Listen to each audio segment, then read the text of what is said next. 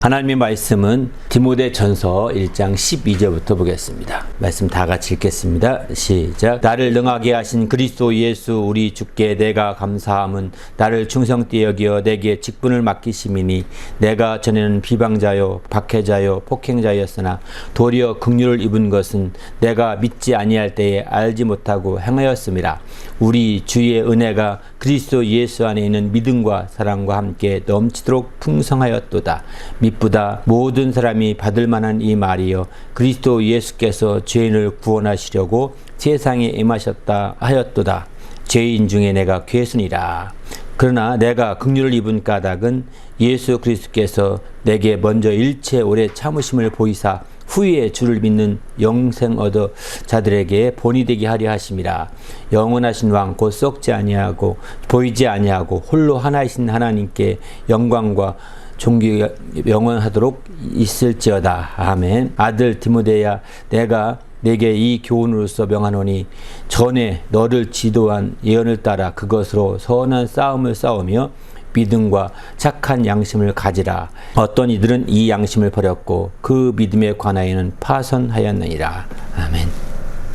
오늘은 이제 충성되이 여겨주심으로 감사하라, 이런 제목의 말씀으로 나누고자 합니다. 우리 그리스도인들은 하나님께서 충성된 자를 찾으시고 있다는 것을 믿으셔야 합니다. 그냥 하나님이 멍하게 전능하신 분이 가만히 있는 것이 아니라는 거죠. 충성된 자를 찾고 있는 거죠. 마태복음 24장 45절에 보면 충성되고 지혜 있는 종이 되어 주인에게 그 집사람들을 맡아 때를 따라 양식을 나눠줄 자가 누구냐라고 주님이 찾고 계신 거죠. 이렇게 충성된 자를 찾고 있는 겁니다. 그렇기 때문에 우리는 주님이 찾으시는 이 충성된 자가 되어야 되는 거죠. 이렇게 찾으시면 어떻게 하냐? 그 충성된 자를 주님이 축복하시며 칭찬하시며 나와 함께 즐거움에 참여하라고 마태복음 25장의 달란트표에서 말씀하겠죠. 충성된 종아 하면서 말씀하죠. 착하고 충성된 종아, 내가 적은 일에 충성하였으면 내가 많은 것을 내게 맡기리니 내 주인의 즐거움에 참여할지어다 라고 이렇게 큰 축복을 하시게 됩니다. 이처럼 우리도 이제 주님 앞에서 이런 충성됨이라는 것은 굉장히 중요한 거죠. 그런데 오늘 본문에 보게 되면 이 감사한 이유가 뭐냐면 충성되었기 때문에 감사한 것이 아닙니다. 충성되이 여겨주신 것을 감사한 거죠. 표현이 재밌습니다. 나를 능하게 하신 그리스도 예수 우리 주께 내가 감사함은 나를 충성되이 여겨 내게 직분을 맡기심이니, 이렇게 표현하죠. 나를 충성되이 여겨주신 것을 참으로 감사하는 겁니다. 내가 충성되었기 때문에 감사하는 것이 아닙니다. 그러니까 주님이 우리가 감사할 때는 어떤 완벽하게 갇혀 있어서 감사하는 것이 아님을 여기서 느껴야 되는 거죠. 내가 좋은 것이 많기 때문에 감사하고, 또 넉넉하기 때문에 감사하고, 또 편안하기 때문에 감사하고, 이건 진정한 감사가 아닙니다. 충성되었기 때문에 감사한 것과 똑같은 거죠. 주님은 충성되이 여겨주신 것을 인하여 감사한다는 것은 부족할지라도 감사하는 겁니다. 바로 또 약함이 있을지라도 감사하는 것이고, 또 우리에게 좋은 것이 아니라 나쁜 상황일지라도 감사할 수 있는 자가 사실은 참으로 이제 주님 앞에 감사하는 자가 되는 것이죠. 바로 주님이 충성되이 여겼다는 것은 또 다른 말 표현한다면 주님께서 우리를 보실 때, 우리 입장에서는 그렇지만 또 주님께서 보실 때는 충성된 것만 본 것이 아니라는 겁니다. 과거의 충성도를 보는 것이 아니라 미래의 충성도라고 볼 수 있는 거죠. 미래에 충성될 것을 주님이 보고 계신 것이죠. 그래서 우리에게 마침내 직분을 맡기시게 되는 겁니다. 주님이 우리를 충성되이 여겼다는 표현 자체는 과거의 충성도를 보는 것이 아니라 미래의 충성도를 보는 겁니다. 우리가 과거에 아무리 충성을 많이 했어도 미래에 뒤집어질 사람, 주님은 그들을 인정하지 않는 거예요. 주님은 그들을 아시죠. 전능하신 분이신지라 넉넉히 아시지 않겠습니까? 그렇기 때문에 우리에게 이제 미래의 충성도를 주님이 체크해 봤을 때, 이 사람이면 능력이 가능하겠다.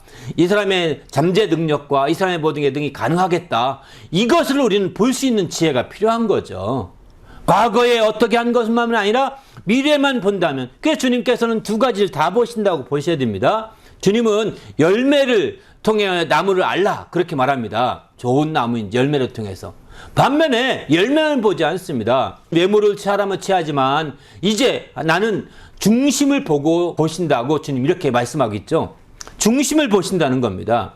중심을 보신다는 것은 그 잠재력이라고 할까요? 그 미래를 보는 것이죠. 반면에 이제 열매라는 것은 과거의 산물입니다.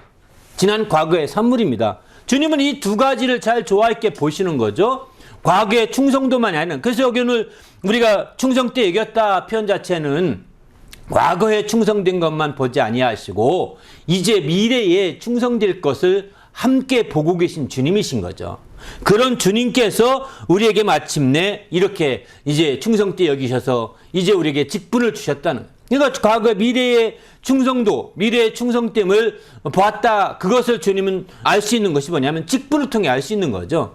우리가 직분을 통해 알 수 있게 됩니다. 그런데 여기 한 가지 더 생각할 것이 있습니다. 13절 이하에 쭉 보게 되면 이런 말씀을, 내가 전에는 비방자요 박해자요 폭행자였으나 도리어 긍휼을 입은 것은 내가 믿지 아니할 때에 알지 못하고 행하였습니다. 우리 주의 은혜가 그리스도 예수 안에 있는 믿음과 사랑과 함께 넘치도록 풍성하였도다. 이렇게 표현하죠. 여기서 지금 내가 충성되이 여겨주신 것은, 나를 충성되이 여겨주신 이유를, 그 중심적인 동기를 말하고 있는 거예요.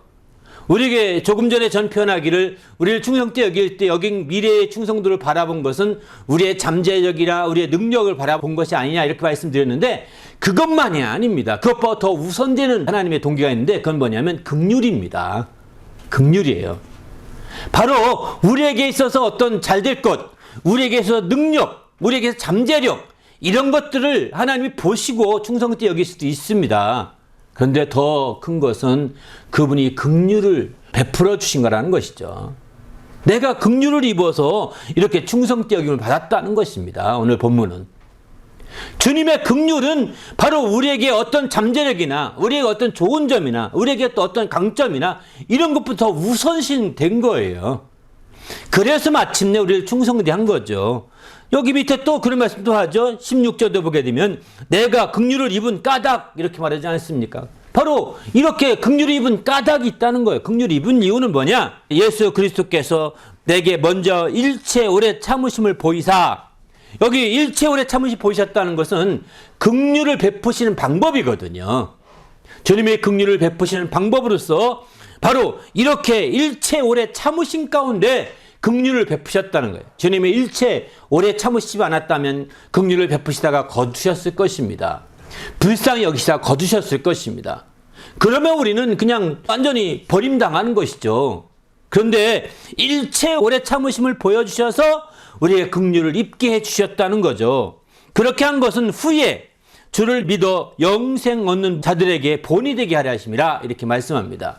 이렇게 긍휼을 입었다고 하는 것은 후에 이제 예수를 믿어서 영생 얻는 자들에게 본이 되게 하려고 하였다는 것입니다. 그렇습니다.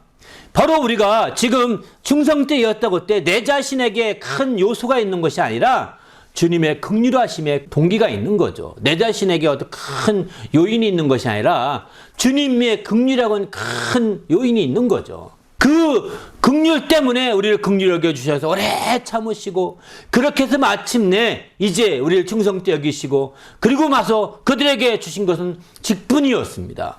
직분이었어요. 우리가 여기서 직분이라고 말한다고 한다면 많은 사람들은 어떤 임명된 직분, 안수받은 직분, 맨 이것만 생각합니다. 교회에서 어떤 임명된 직분, 나는 직분 없어요. 직분 안 받았어요. 이렇게 말하는데 아닙니다.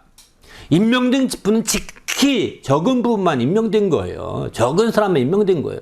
그것은 사람의 영향이 큽니다. 사람의 영향이 많습니다. 오늘날은 더 많을 수도 있습니다. 이렇게 이제 임명된 것이 아니라 임명된 직분만이 직분만 아니라 임명되지 않은 가장 기본적인 직분이 있습니다.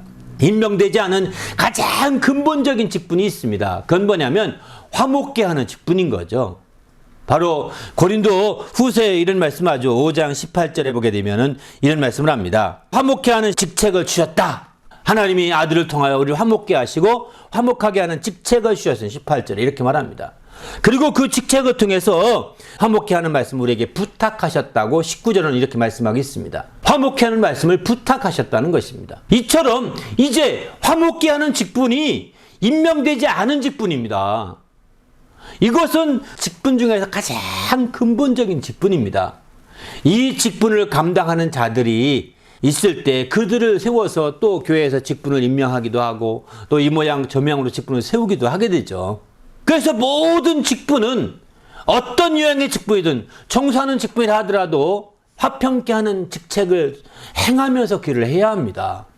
또 아주 가장 추한 직분이라 하더라도 남들이 가장 꺼려하는 직분이라 하더라도 화평케를 해야 합니다. 뿐만 아니라 남들이 가장 좋아하고 화려한 직분이라 하더라도 그 직분의 근본적인 것은 화목케 하는 그 말씀을 이루는 것입니다.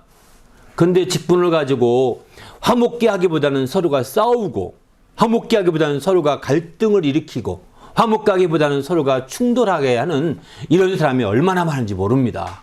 다 거둬들여야 됩니다. 이런 사람들은 주님의 기본적인 직분도 감당하지 않으면서 남들 앞에 그럴싸하게 보이려고 몸부림치는 사람들이라는 거예요. 이건 세상 정치꾼이 하는 행세죠. 우리는 하나님 앞에 설 것입니다. 그날에 내게 있는 가장 기본적인 이 직분을 얼마나 행했는지, 그 화목케 하신 말씀을 얼마나 이루었는지, 이 부분을 우리가 하나님이 집중적으로 책망하시고 또 집중적으로 추궁하시고 때로는 집중적으로 점검하실 것입니다.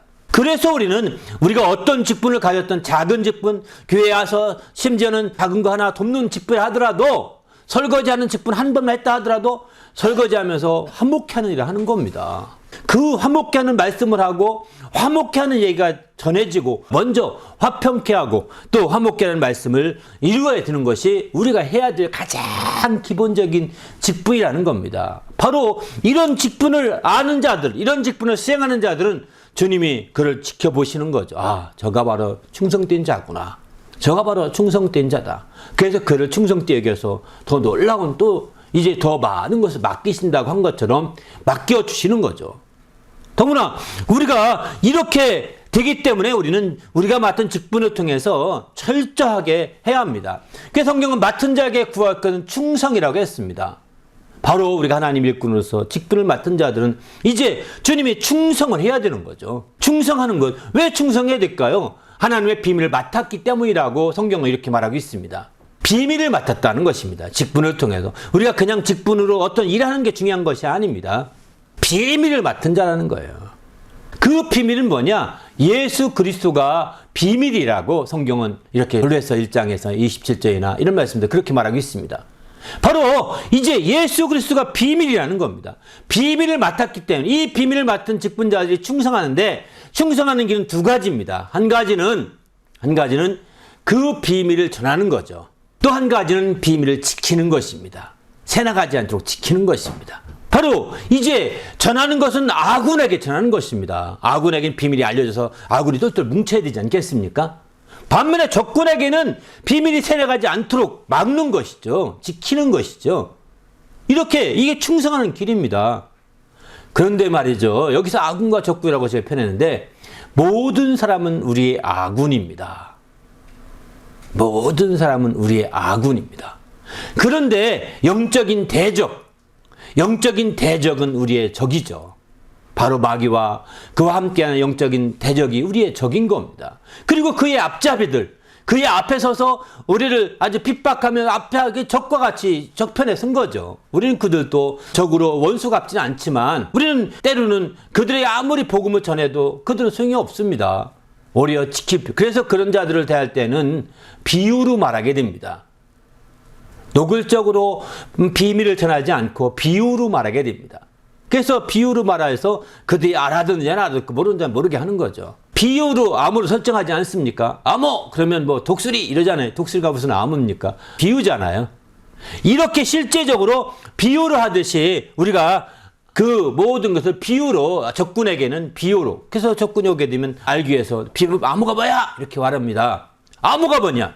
너 암호 알아? 하면서 암호를 말하라고 얘기하게 됩니다.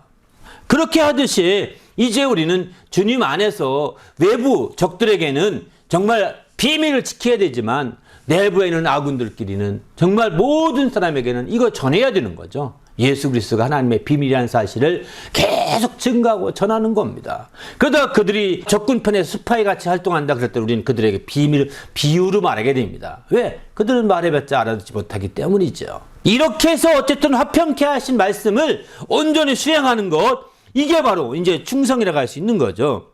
오늘 이렇게 충성함에 있어서 이렇게 말합니다. 18절 19절 보면 이렇게 말합니다. 아들 디모데야, 내가 내게 이 교훈으로서 명하노니 전에 너를 지도한 예언을 따라 그것으로 선한 싸움을 싸우며 19절에 보면은 믿음과 착한 양심을 가지라. 어떤 이들은 이 양심을 버렸고 그 믿음에 관하여는 파선하였느니라. 이렇게 표현합니다. 바로 이제 우리가 이렇게 충성하기 위해서 가장 필요한 것이 뭐냐면 무엇보다 충성을 통하여 선한 싸움을 싸우는데 가장 필요한 것은 믿음과 착한 양심을 가지는 것입니다. 바로 믿음이 있어야 되는 거죠. 정말 그 주권자에게 대한 믿음을 가져야 되는 거죠. 그리고 마침내 착한 양심을 가져야 되는 겁니다. 여기 왜 착한 양심이라고 굳이 썼을까 생각해보면서 악한 양심은 이러잖아요. 그래, 내가 이번까지만 내가 이번 제대하려면 1개월 남았지, 1개월만 참고 나가보자. 이건 악한 양심이잖아요. 이제 이 전쟁터에 나가는데 제대하면 끝나니까 이제 나는 1년 남았어. 1년만 참자. 그리고 나가서 내가 너한테 가만 안 있으리라. 복수하려는 마음으로 꾹꾹 참는 것은 착한 양심이 아니잖아요. 우리는 그래서 착한 양심으로, 선한 양심으로, 왜? 우리가 선한 싸움을 싸우기 때문에 선한 양심을 가져야 되는 거예요. 그 후에 믿음이 발휘돼야 되는 거죠. 믿음이 안 되면 아무 소용이 없습니다. 믿음이 되어야 이제 주님 안에서 놀라운 역사가 있는 거예요. 믿음에서 파손된다면 이거 끝장이잖아요. 그죠? 많은 사람들이 어떤 이들은 믿음에서 파손되었다라고 합니다. 그 양심이 버려졌고 믿음이 파손되었다라고 하면서 디모데에게 깨우쳐주고 있습니다. 왜 이렇게 충성함에 있어서 믿음이 중요할까요? 믿음은 하나님을 기쁘시게 하는 것이 믿음이거든요. 히브리서 11장 5절 6절에 보게 되면 바로 에녹이 그런 하나님을 기쁘시게 했던 대표적인 사람이었는데 그는 365년 동안 하나님과 함께 동행하더니 그 들림받아서 승천하게 되었는데 바로 하나님을 기쁘시게 하는 자라고 하는 칭함을 받았다는 것입니다. 6절에 이어서 말씀합니다. 에녹이 믿음으로 했던 것처럼 우리도 믿음이 없이는 그렇게 할 수 없다고 말합니다. 믿음은 하나님을 기쁘시게 하는 것입니다. 바로 충성이라는 게 뭘까요? 그 주권자를 기쁘게 하는 것이 충성이거든요. 우리의 주권자를 기쁘게 하는 것입니다. 왕이 주권자라면 왕을 기쁘게 하는 거겠죠. 왕정 시대에는. 그러나 민주주의 시대에는 국민이 주권자니까 국민을 기쁘게 하고자 하는 것이 사실은 이제 이게 충성의 셈이죠. 그 민주정부에서 국민을 향해 총불을 겨누는 것은요, 충성이 아닙니다. 이건 진짜 반란인 거죠. 또 반면에 왕정에서 주권자인 왕을 향해 총불이 겨누는 것은 이게 바로 반란입니다. 왕정에서는 국민을 향해 수십 명, 수만 명 죽여 상관없습니다. 그건 절대 반란이 아닙니다. 왕에게만 총불이 안 겨누면 되거든요. 네, 왕이 주권자이기 때문입니다. 민주주의 정부에서는 정말 어떤 대통령이 주권자가 아니라 민주주의 시민들이 주권자이기 때문에 그들을 주권자에게 기쁘게 하는 것이 사실은 가장 중요한 거예요. 세상은 어떻게 포퓰리즘이라고 말을 쓸지 모르겠지만 정말 어떻게든 기쁘게 할 수 있다면, 편하게 살 수 있게 할 수 있다면 이게 사실은 충성인 거죠. 군인들은 바로 여기에 초점을 맞추는 것이지, 일반적으로. 이처럼 이제 우리의 충성은 믿음이 중심을 두고 있는 그것은 바로 주권자를 기쁘게 하는 것이 믿음이기 때문입니다. 그래서 충성하게 되면 그 믿음을 발휘해야 충성할 수 있게 되는 거죠. 믿음을 발휘하지 못하게 되면 충성할 수 없게 됩니다. 그래서 우리는 이제 충성을 얘기하면서 디모데에게 믿음을 가져라. 그 중심에 믿음을 가져라. 바로 착한 양심을 가져라. 이렇게 말하고 있는 거죠. 오늘 본문도 보게 되면. 믿음을 가지고 착한 양심을 가져라. 이렇게 강조하고 있는 거예요. 우리도 믿음을 가지고 착한 양심을 가지게 되면 얼마든지 충성하는데 조금도 부족함이 없을 것입니다. 그러나 믿음을 가지고 정말 착한 양심을 가지지 않으니까 악한 싸움을 싸우려고 하는 거죠. 그 믿음을 가지고 착한 양심을 가져야 선한 싸움을 싸우는 거거든요. 바로 우리가 충성할 때 충성은 선한 싸움을 싸우는 충성이지 악한 싸움을 싸우는 충성은 아닙니다. 세상에서는 악한 싸움이죠. 상대방을 죽여야 내가 사는 거니까요. 바로 죽여야 사는 이것은 악한 싸움이라고 합니다. 그런데 선한 싸움은 죽이지 않고 함께 사는 겁니다. 너도 살고 나도 사는 길인 거예요. 이게 선한 싸움인 거예요. 우리는 이런 선한 싸움을 싸우되 충성하려면 착한 양심 그래서 가져야 되는 거죠. 나만 이기는 것이 아니라 너도 이기고 너도 이기고 너도 이기고 모두가 이기는 싸움. 이게 바로 선한 싸움이거든요. 여러분, 선한 싸움은 어떤 경쟁하는 싸움이 아닙니다. 다투어서 상대방을 죽여버리고 넉다운 시키는 싸움이 아닙니다. 함께 이기는 윈윈 전략입니다. 우리가 함께 이겨가야 되는 거죠. 모두가 함께 이긴다는 게 가능할까요? 사람으로는 어렵습니다. 하지만 하나님 말씀에 순종하면 가능합니다. 사람으로는 도무지 사람의 지혜와 지식으로는 될 수가 없는 일입니다. 그러나 오직 하나님의 말씀과 하나님의 지혜를 따라서만이 가능한 일이죠. 그렇기 때문에 우리는 이제 이 선한 싸움에 충성하기 위해서 무엇보다도 착한 양심이 요구되는 겁니다. 우리가 그들에게 복수하고자 하는 마음이나 두고 보자는 마음이나 이런 것들은 아무 소용이 없는 거죠. 이건 악한 싸움에 영향받은 거예요. 우리는 주님 안에서 정말 이제 함께 이기는 그런 모든 선한 싸움을 싸워가는 성도가 되시길 바랍니다. 그래서 오늘 계속 감사라고 주제 나누고 있는데, 이런 선한 싸움을 싸우기 위해, 착한 양심으로 싸우기 위해서 가장 필요한 것이 감사입니다. 감사가 가장 큰 무기 중에 하나란 거예요. 선한 싸움을 싸우게 해요. 함께 이기게 해요. 감사는 정말 참 굉장히 중요한 요소예요. 우리가 특별히 방어신앙을 통하여 정말 승리하기 원하는데, 이런 승리하기 원하는 이 모든 것에 있어서 감사는 굉장히 중요한 거죠. 오늘 또 이제 방어신앙과 감사 6번째 시간 나누고 있거든요. 그런데 이 감사라는 것은 선한 싸움에 있어서 굉장히 중요한 거예요. 세상은 감사함으로 싸우지 않습니다. 우리는 감사함으로 싸우는 거예요. 말이 됩니까? 어울리지가 않는 표현이죠. 그러나 실제 감사함 가운데 서로가 이기는 싸움을 싸우는 거. 너도 이기고 나도 이기고 우리 모두가 이기는 싸움.